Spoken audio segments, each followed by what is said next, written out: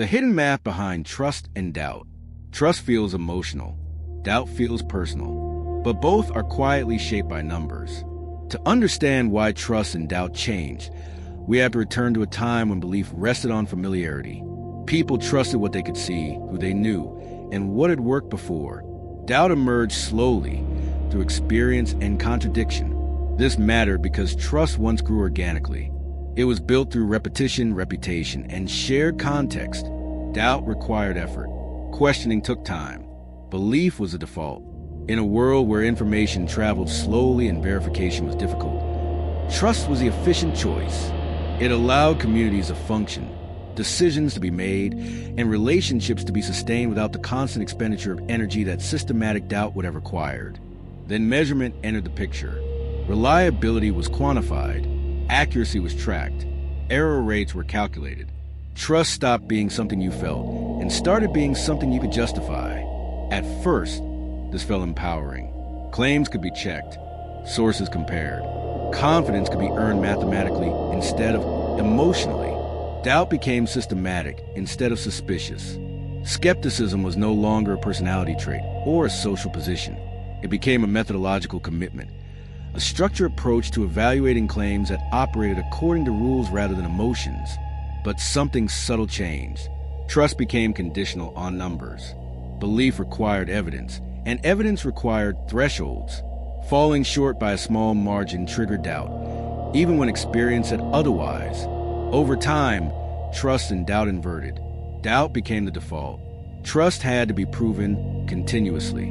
The quantification of reliability meant that a single failure could undo years of accumulated credibility, because the numbers updated instantly while human memory of trustworthiness faded slowly. Numbers did not settle belief. They kept it open, always revisable. The introduction of quantified uncertainty into the process of believing meant that no conclusion was ever truly final.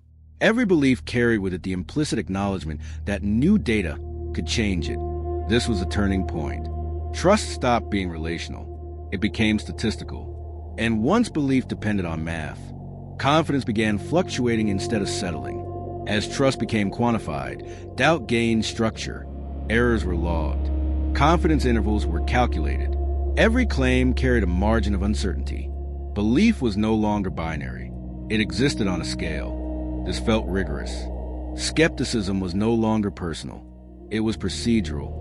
Doubt followed rules, but it also became endless.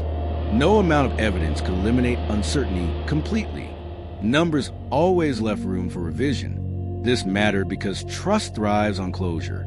At some point, belief needs to settle in order to act. Quantified doubt delayed that settlement. Confidence hovered, never quite landing.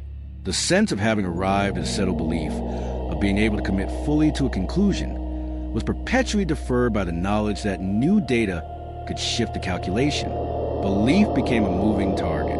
The measurement of trust also changed incentives. Being cautious looked responsible. Being confident looked reckless. Claims were softened to avoid risk. Language became conditional. Communication slowed. The requirement to qualify every statement with its associated uncertainty created a linguistic and cognitive burden that made simple, direct communication increasingly difficult. Every assertion became hedged. Every claim surrounded by conditions. Over time, people learned to hedge instinctively. Assertions were framed with caveats. Commitment felt dangerous.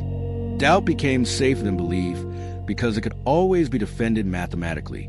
In a culture that valued rigor and feared error, maintaining a position of skepticism carried far less professional and personal risk than committing to a definitive claim that might later be revised. The conflict emerged quietly. Trust was more informed than ever, yet harder to feel. Doubt was more justified than ever, yet harder to escape.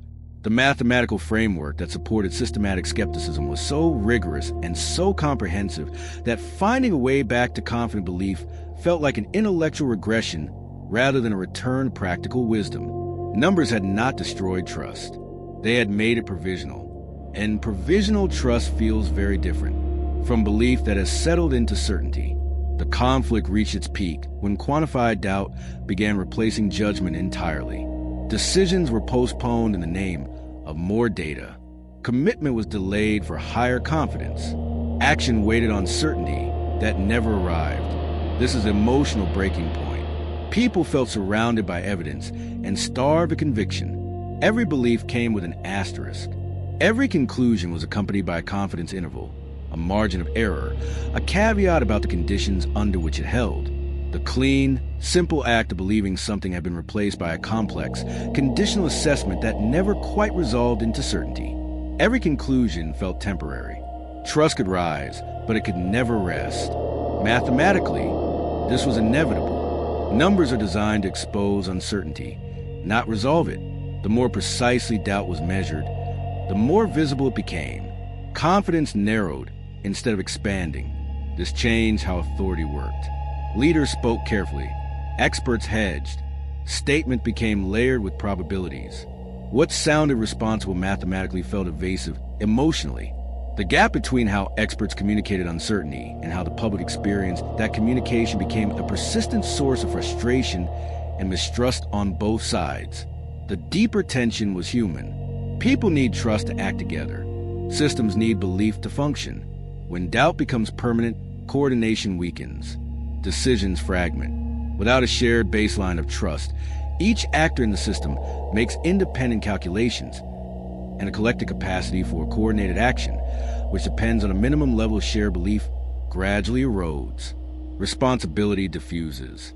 When every decision is justified by reference to probabilities rather than convictions, the sense of individual accountability that sustains collective action weakens, and the system begins to drift without anyone feeling personally responsible for its direction. The conflict was no longer between truth and falsehood. It was between action and hesitation, between knowing enough and waiting for more. And the more doubt was quantified, the harder it became to choose the moment when belief was sufficient to move forward. The resolution begins when trust is separated from certainty. Trust does not require complete confidence. It requires sufficient confidence combined with accountability. Mathematics can inform that judgment, but it cannot make it. This reframes doubt. Doubt is no longer an obstacle to belief. It is a boundary around it, a reminder of limits, not a reason for paralysis. Action becomes possible again when uncertainty is acknowledged without being obeyed. The deeper insight is balance. Pure belief ignores evidence. Pure doubt ignores necessity. Trust lies between them.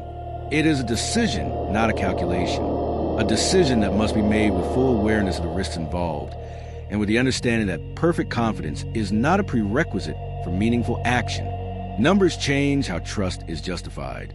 They did not change the human need to decide. At some point, belief must move from analysis to action. Even when certainty remains incomplete, the willingness to act on imperfect information, guided by judgment and tempered by awareness of risk, is what distinguishes functional trust from paralysis of endless analysis. Trust is not the absence of doubt. It is a choice to act despite it. Sometimes the smallest shift in perspective becomes the beginning of a new future. The